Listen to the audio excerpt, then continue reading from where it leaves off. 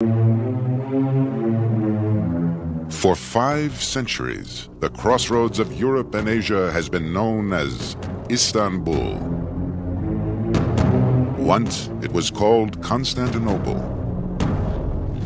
A Christian island in a Muslim sea, it withstood every assault by the warriors of Allah.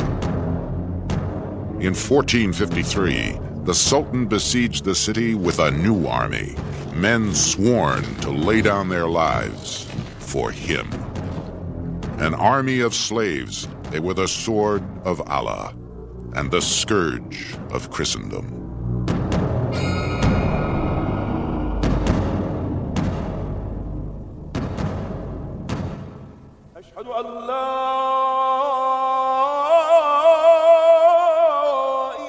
In the 15th century, Christian Europe stared into the face of unholy terror.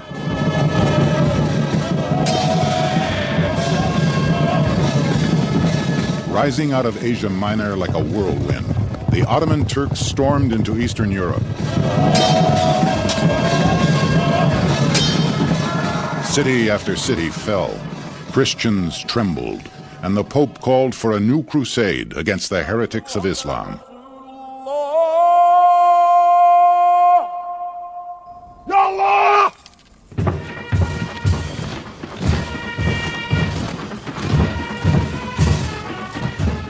The Turks did not fear these holy warriors, for the Sultan had his own, his elite infantrymen, the Janissaries, respected by Muslims, dreaded by Christians, and surpassed by no one.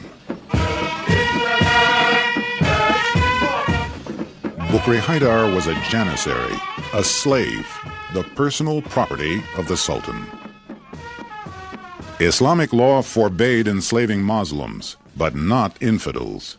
A 14th century sultan spared the lives of Christian soldiers taken as prisoners of war in return for their unswerving loyalty. Legend has it that a holy man dubbed them Janissaries, the new troop, destined to spread terror wherever they went. These were the first Janissaries. Whenever the Turks invade foreign lands and capture their people, an imperial scribe follows immediately behind them, and whatever boys there are, he takes them all into the Janissaries and gives 5 gold pieces to each one and sends them across the sea. The Ottoman Empire was soon growing faster than its army. In 1438, the Sultan levied a tax on every Christian family under his rule. The payment? One of their sons.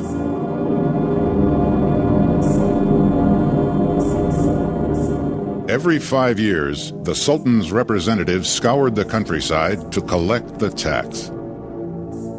He could not take an only son nor a gypsy, since gypsies were considered unreliable, but any other healthy boy between 8 and 18, like Bukri Haydar.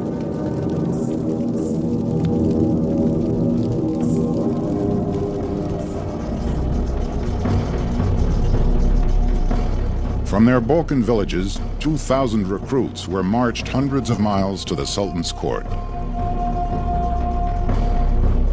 At the Ottoman capital, Edirne, Bukri Haydar was rigorously tested in mind and body. How he fared would decide his service. The most gifted were sent to the Sultan's palace to be trained as his bodyguards. In time, many would lead his government and his army. The majority of slave boys were destined for the rank and file of the Janissary Corps. Bukri Haydar was first sent to the estate of a Turkish noble to work as a farmhand. There, he learned the Turkish language and faith, surrendering his Christian name for a Muslim one. 3 or 4 years later, he returned to Edirne to learn a trade, masonry, carpentry, or blacksmithing. The future leaders of the Janissary Corps had a stricter education. Supervised by the chief eunuch, the boys were kept at the Sultan's palace under lock and key.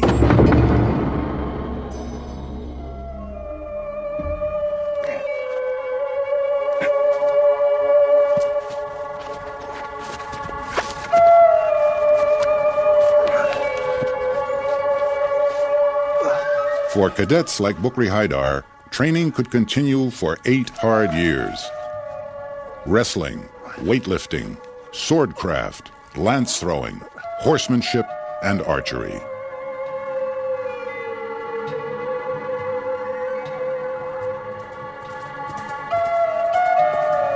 They have the adroitness to shoot their arrows so very accurately that they hardly ever fail to hit man or horse.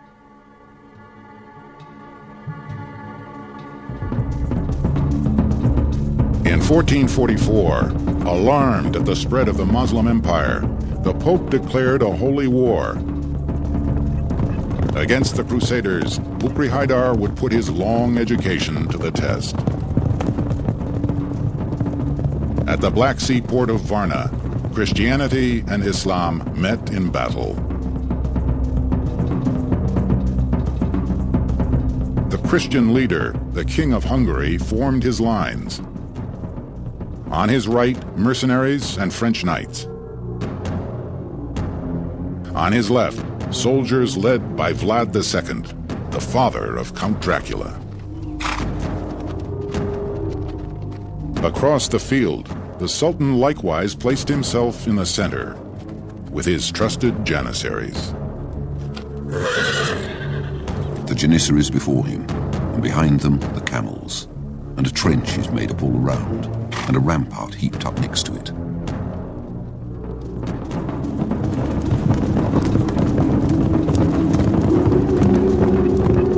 The Christians attacked. They charged the Turkish right so fiercely that the line broke.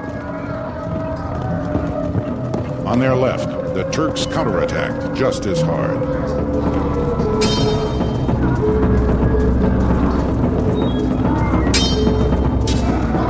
The battle went on until the afternoon, and heads rolled on the field like pebbles. By evening, weakened and facing defeat, the Ottoman army took flight. Only the Janissaries remained. The Janissaries sought out a place at the foot of the mountains among some gorges and tall heather, so that the enemy could not notice that there was any trench before them. And leaving the first trenches, they pretended to take flight.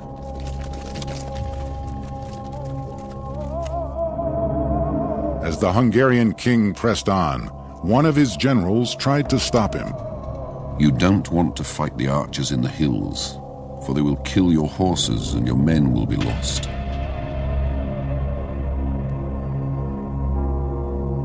No 2 Janissaries carried the same weapons, save for the bow. Bukri Haidar had long ago mastered the skill of archery.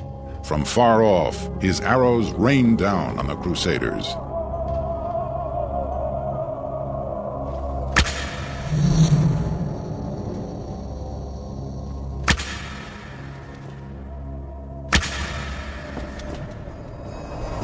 The king marched straight upon them, wanting to crush them swiftly. Thus, this gorge became completely full of cavalry.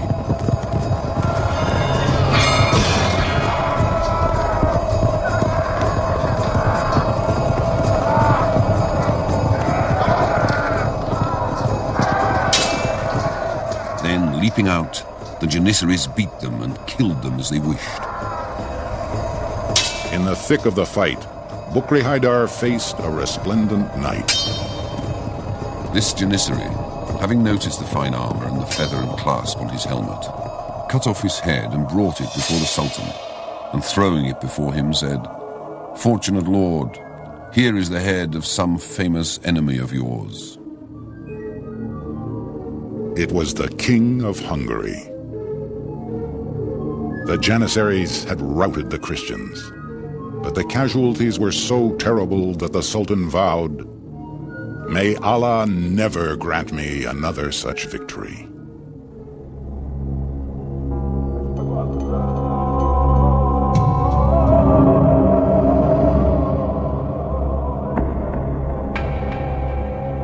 Bukri Haydar was rewarded with promotion. Returning to his barracks, however, he lived a monastic life.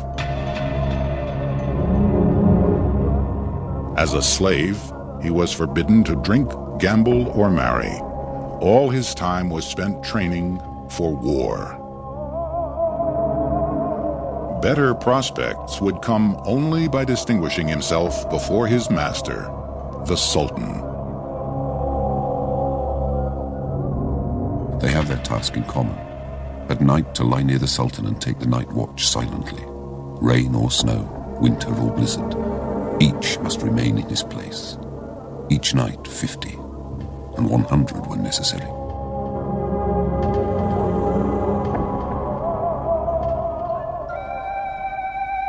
Even slaves had to be kept satisfied if their loyalty was to be kept.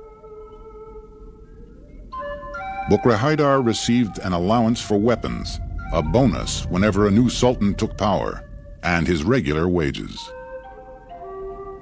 Wages are paid by the imperial court every quarter year in full and without fail, and it also gives them clothing once a year. The Sultan's money was well spent. Fear preceded the Janissaries. Victory followed. Their very music, crashing cymbals and pounding drums, was dreaded. Unstoppable, they swept through the Balkans like a scythe. Bukri Haydar served under a corporal in a squad of 10, with its own pack horse, tent, and treasury. They are diligent and get up early in the morning. They are frugal when on the road and live on only a little food, a little badly baked bread and some raw meat. Their camps were well kept, their latrines well ordered, their ranks well disciplined. Cowardice, disobedience, and desertion were punished by death. Yet so devoted were the Janissaries to Allah and each other that it was said 10,000 of them could be led by a thread. 9 years after the Battle of Varna, the Janissaries came to the last bastion of Christendom in the East, Constantinople. Like his forefathers, the new Sultan, Mehmet II, had long eyed this prize. 30 years before, his father had tried to take the city and failed. Mehmet would prepare better.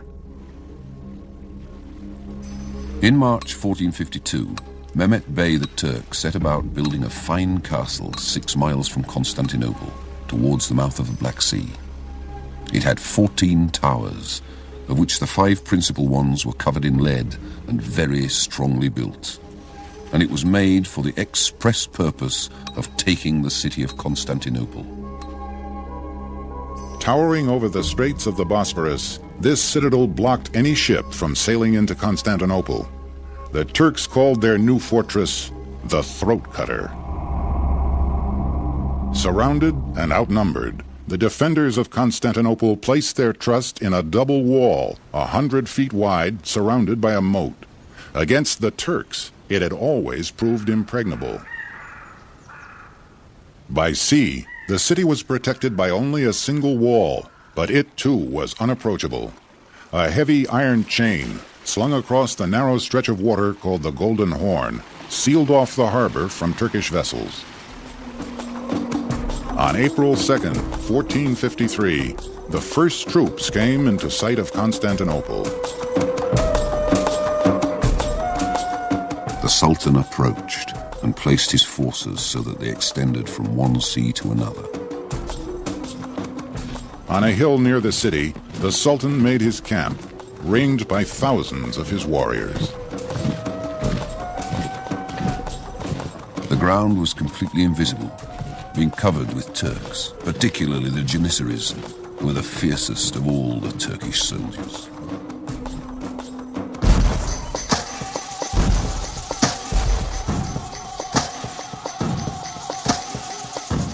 The Turks unleashed a thunderous bombardment.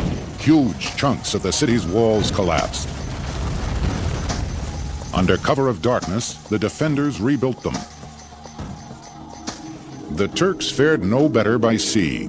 Their first attempt to capture the Golden Horn ended in disaster. Christian galleys showered them with burning arrows. Many ships were lost, along with 12,000 men. Enraged, the Sultan had his admiral deposed and flogged, and distributed his possessions among the Janissaries. As dawn broke on April 22nd, the Christians in Constantinople witnessed an act of sorcery, boats sailing on land. Since Mehmet's ships could not get past the chain guarding the Golden Horn, they would go around it.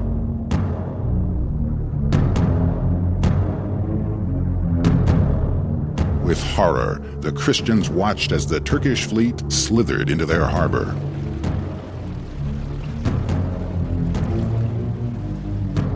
Bukri Haydar knew the great assault was coming. His spirits soared. Allah would make a special place in paradise for the first Muslim to set foot in Constantinople.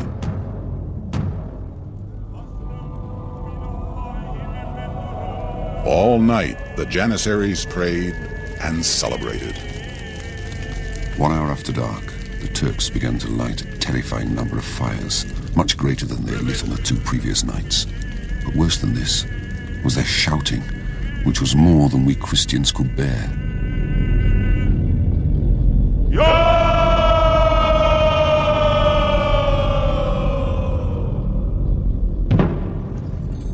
At dawn, they heard a chilling sound.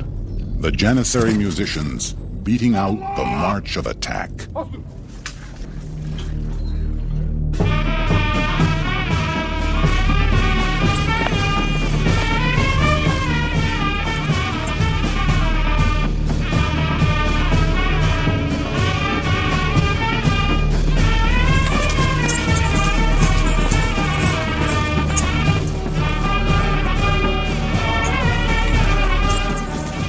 When the next day came, the cymbals began to sound and the pipers and trumpeters joined in, giving the signal for assault.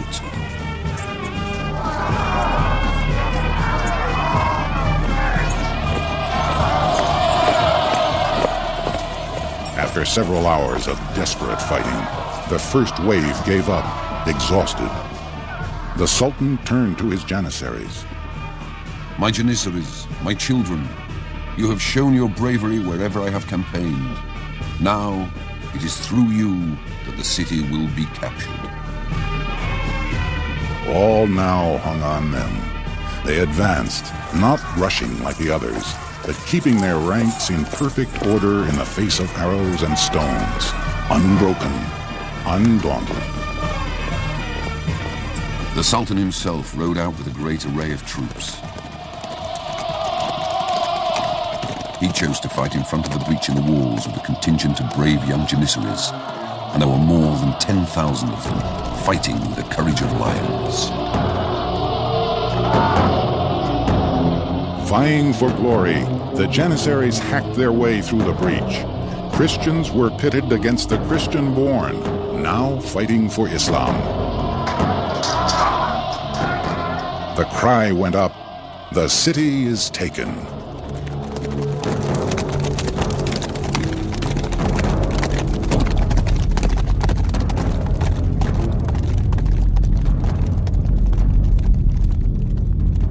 Having won honor, the Janissaries now sought plunder.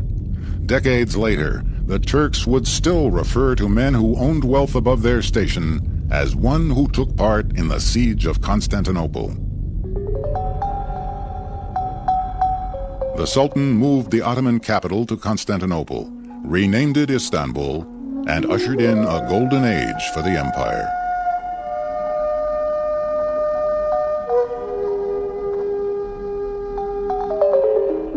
Mehmet built a magnificent palace called Topkapi. In its outer courtyards, the Janissaries trained. The empire grew ever larger, the demand for soldiers still greater. The Sultan needed more troops than the tax on Christian boys could supply. By 1600, Turkish citizens were recruited into the Janissary Corps. Soon, most were not converts like Bukri Haydar, but native Muslims. The esprit of the Sultan's slaves was broken, their loyalty corrupted. For the next 3 centuries, the Janissaries dominated not the battlefield, but the court, fabricating intrigues with the women of the harem and plotting to assassinate sultans. In 1826, when the reigning sultan tried to abolish the corps, the Janissaries revolted.